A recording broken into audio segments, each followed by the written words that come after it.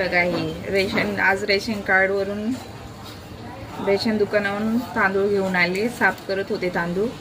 हे बघा मी थोडेसे तांदूळ घेतले त्याच्यामध्ये। हे बघा ही कुठली नवीन व्हरायटी आहे माहित नाही मला, नवीनच प्रकार आलाय हा तांदळाचा। हे रेशनच्या तांदळामध्ये आढळतात हे बघू शकता। हे कुठल्या प्रकारचे तांदूळ आहेत हे मला काही माहिती नाही, पण ओरिजिनल तांदूळही वाटत नाही ते, एकदम लोकांच्या जीवाशी खेळण्यात चाललंय। हवं तर तुम्ही कमी करा ना तांदूळ, तुम्हाला जर देणं होत नसेल सरकारला तर कमी करा 1-2 किलो। कशाला गोरगरिबांच्या जीवाशी खेळता?